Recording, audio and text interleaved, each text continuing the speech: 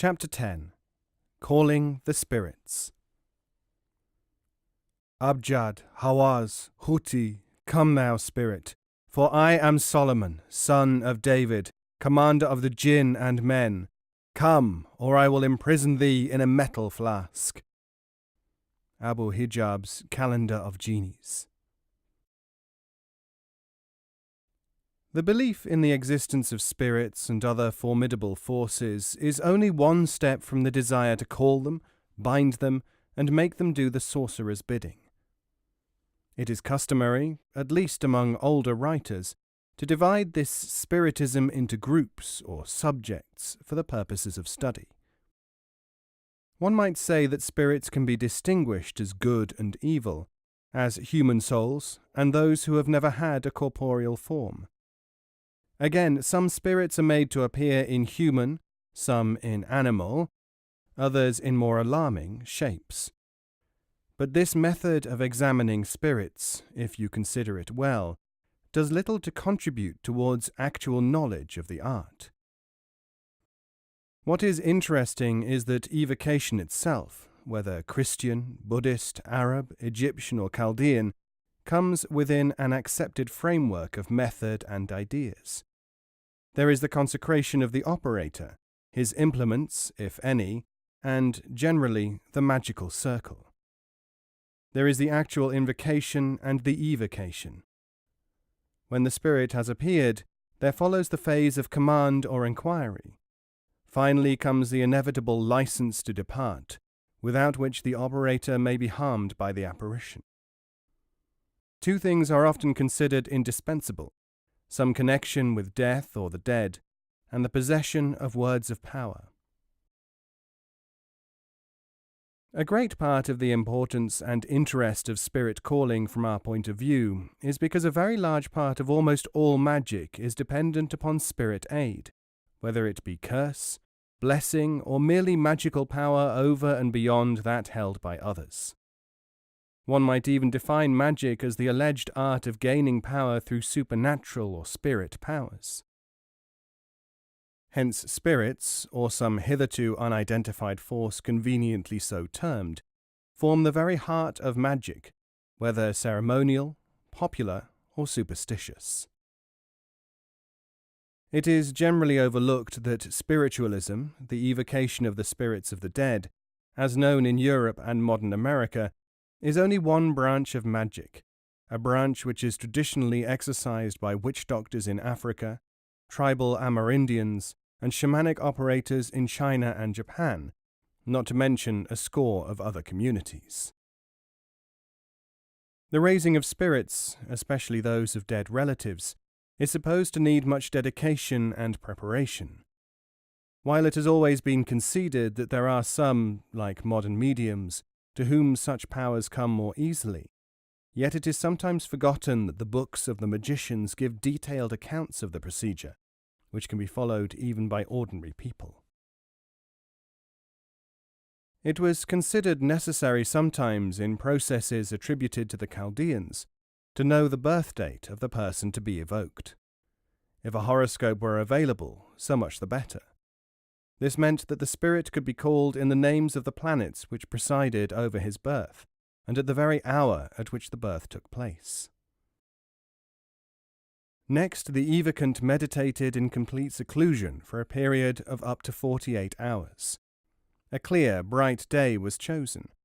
Then, in some place given over to the practice of magic, the magician generally used his own room or some cave or ruined place of worship, the magical circle was described. Within its 6-foot diameter was the taboo space which sheltered the magician, and which no interrupting evil genius could cross. In the circle, often written within a concentric ring, the name of God was written in chalk on the ground. In Hebrew and later rituals, this sometimes took the form of a continuous chain of words like Agla, Elohim, Adonai, or Alpha, Omega, Tetragrammaton. Inside the circle, too, are kept the instruments of art. These include oil, a sword with names such as the foregoing inscribed thereon, and a burning brazier for fumigation. The incense is chosen to coincide with the angel of the planet to be invoked. All true magicians were expected to know words of power to call the spirits, abracadabras like Sabaoth from the Hebrew or Abraxas from the Gnostics, and Anrehakatha Satayu, Senentuta Batet Satayu from ancient Egyptian papyri. When the magician has taken his place within the circle and thrown incense on the fire, making sure that he has with him a pentacle or seal of Solomon as a protection, he would intone the following type of call. This one is taken from a Greco-Egyptian magical book, translated by Goodwin. I call upon thee that didst create the earth and bones, and all flesh and all spirit, that didst establish the sea and that shakest the heavens, that didst divide the light from the darkness, the great regulative mind that disposeth everything, eye of the world, spirit of spirits, God of gods, the Lord of the spirits, Lord of spirits, the immovable Aeon, Ayahui, hear my voice. I call upon thee, the ruler of the gods, high thundering Zeus, Zeus, King, Adonai, Lord, Ayahui. I am he that invokes thee in the Syrian tongue, the great god Zalea, Ifu. Do thou not disregard the Hebrew appellation, Ablanthanalb, Abrasiloa. For I am Silthakuch, Lailam, Blasaloth, Iao, Io, Nebuth, Sabiotha, Both, Arabathio, Iath, Sabaoth, Pature, Zagure, Baruch Adonai, Eloi, Iabram, Babaru, Nau, Sif. The advantage of this spell, we are told, is that it compels the spirit to listen to the instructions of the sorcerer and to carry out his wishes. Other advantages are that it chains, blinds, brings dreams, creates favour. It may be used in common for what you will. This spell is also interesting because of the mixed content of Hebrew, Greek, Syriac, and other words.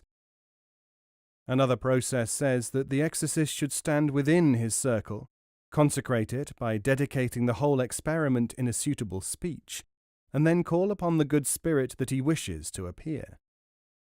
When he is sure that he is concentrating well and that no other thought is in his mind, he must address the spirit in a low voice. First he must call his name thrice, and promise that no harm shall befall him. Then the spirit should appear. Wait for him for the space of a full minute, and if the spirit does not appear, repeat the invocation. Pray earnestly during the period of waiting. If the spirit does not materialize within 5 minutes, strong invocations can be made. If the spirit appears, greet him courteously, saying how glad you are to welcome him, and ask him to help you with your problems. The spirit will then tell the operator the best times to contact him, and may give a thought name, which is used to summon him. Some writers say that he must be asked to sign his name in a book of the spirits, and to give his sign as well. Should you by any ill chance raise an evil spirit, the word bust will cause him to disappear. This is a word of ancient Egyptian origin, and will make him go without causing any harm. It is said to be important to ask the spirit to become your guardian angel, and do not leave the circle for 2 whole minutes after the spirit's departure. Then say a prayer of thankfulness that he came and went and promised to help you, exactly as you had desired when preparing for his coming. Destroy the circle and the figures, lest a devil or any of his familiars use it against you, which they can do easily. If the circle be not destroyed and an elemental spirit uses it, the former user will never again be able to raise good spirits. Perhaps the oldest record of the formula for consecrating a circle is the following, taken from the Assyrian Surpu series of tablets. Ban, ban, barrier that none can pass, barrier of the gods that none may break, barrier of heaven and earth that none can change, which no god may annul, nor god nor man can loose, a snare without escape, set for evil, a net whence none can issue forth, spread for evil.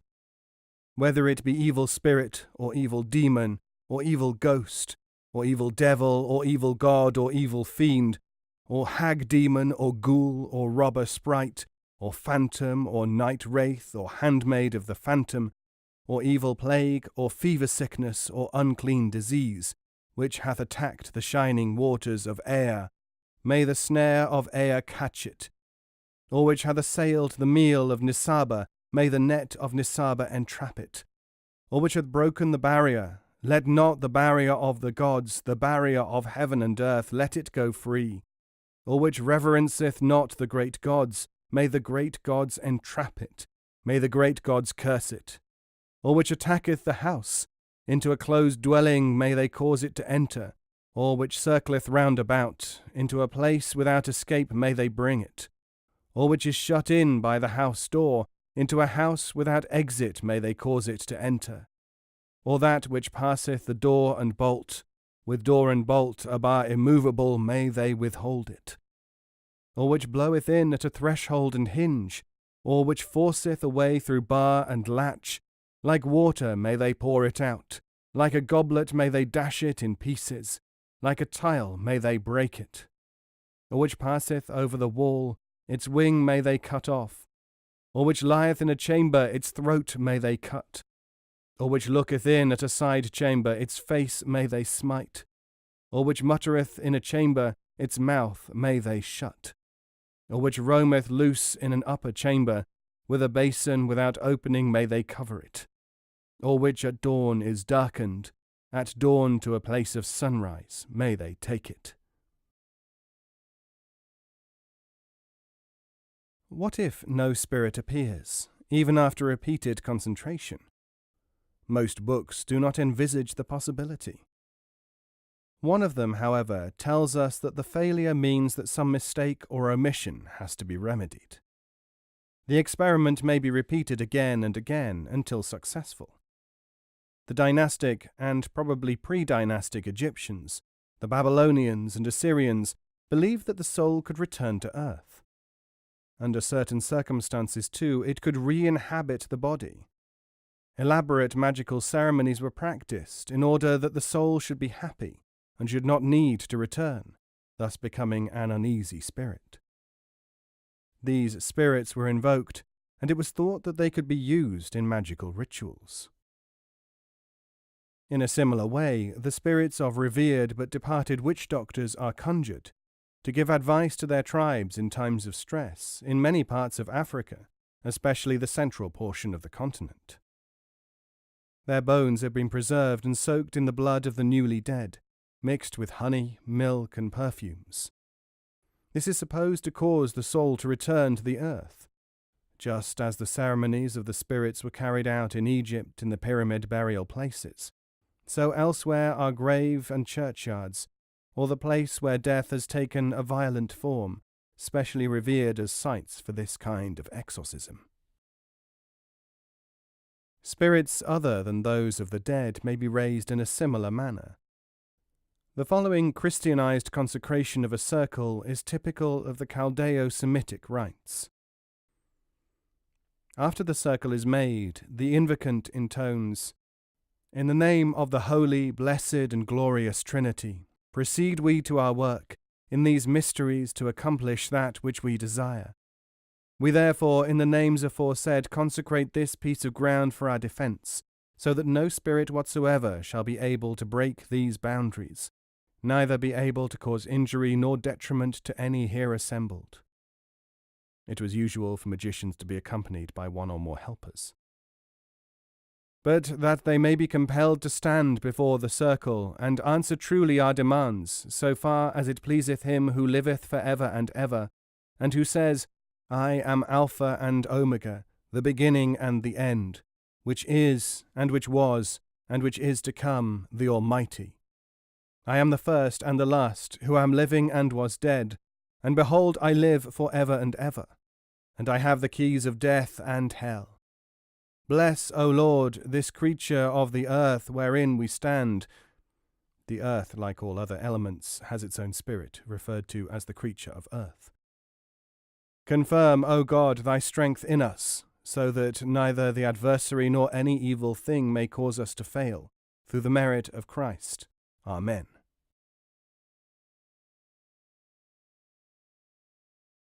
A certain amount of information, however, must be at the disposal of the magician, apart from the invocations and words of power. There are, for a start, the names of the hours. These, as given in one Western magical text, form a strange mixture of Arabic, Semitic, and Egyptian names, together with some Greek. They are as follows, and it is probable that they are in fact the names of the spirits of the hours. The first hour of the day is Yain, and of the night is Beron. The second hour of the day is Janor, and of the night is Barol. The third hour of the day is Nasina, of the night is Thami. The fourth hour of the day is Salah, and of the night is Atha. The fifth hour of the day is Sadedali, and of the night is Mithon. The sixth hour of the day is Thamur, and of the night is Rana. The seventh hour of the day is Aura, and of the night is Netos. The eighth hour of the day is Thami, and of the night is Tafrei. The ninth hour of the day is Neron, and of the night is Sasur. The 10th hour of the day is Jaon, and of the night is Agle. The 11th hour of the day is Abai, and of the night is Kaleva. The 12th hour of the day is Natalon, and of the night is Salam. These names are memorized, and the appropriate one is inscribed within the outer concentric circle of evocation, together with words of power, the name of the season, and the name of the archangel of the hour. The names of the seasons are said to be equivalent to the names of the angels of the seasons. Spring, Karakasa, with Kore, Amatiel, Komisoros. Summer comes under Gargatel, Tariel, and Gariel. Two angels rule autumn, Tarquam and Guabarel. Winter completes the cycle with Anabael and the angel Setarari. Is evocation to be performed in spring? If so, the sign of spring should be included in the circle and invocations, as well as the name of the earth in spring and the names of the sun and moon in that season. 4 additional sets of information are now needed. The name of the sign in spring, Spugliguel, the name of the earth in spring, Amadai, the name of the sun in spring, Abraim, the name of the moon in spring, Agusita. The name of the earth in summer, Festativi, in autumn, Rabinana, in winter, Jeremiah. The name of the sun in summer, Athene, in autumn, Abragini, in winter, Komutov. The name of the moon in summer, Armatus, in autumn, Mastasignaeis, in winter, Aphaterin. The sign of autumn is Torquaret, the sign of summer is Tubiel, the sign of winter is Atarib. Having mastered these important names, the magician purifies himself with this prayer. Thou shalt purge me with hyssop, O Lord, and I shall be clean. Thou shalt wash me, and I shall be whiter than snow.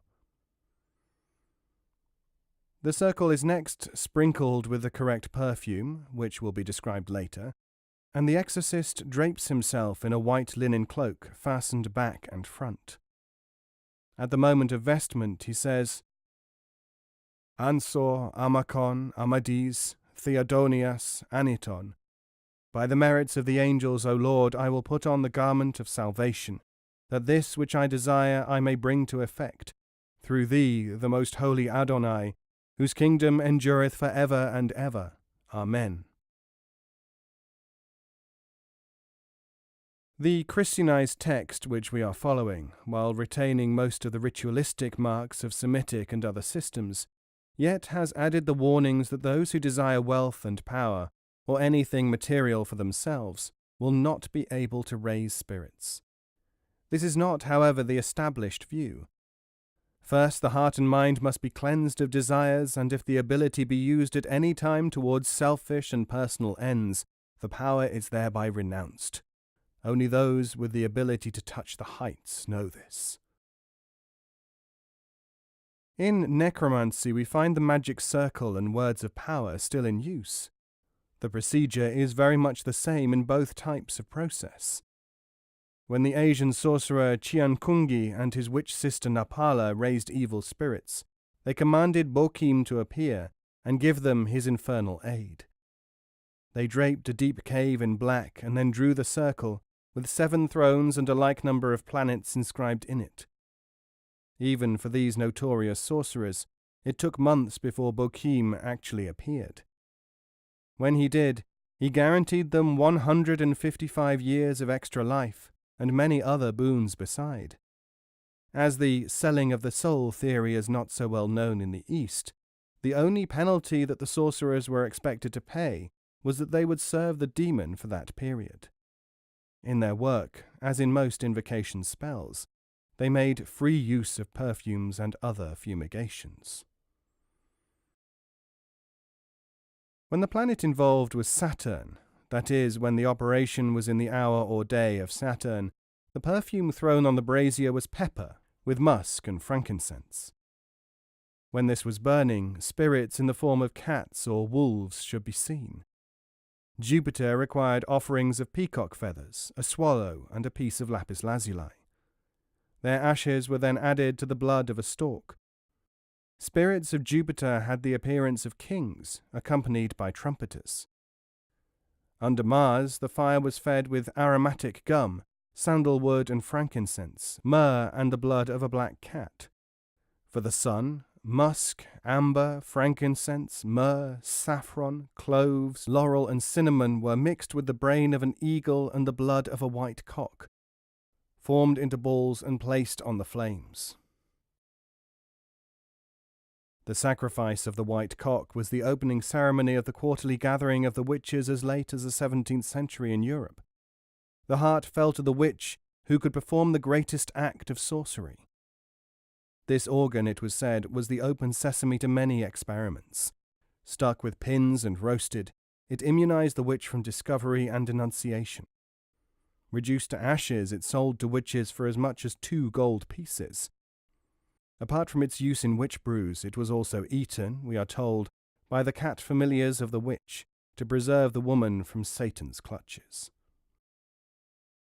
Spirits raised under the aegis of Venus demanded spermaceti, roses, coral, aloes, mixed with the brains and blood of a white pigeon.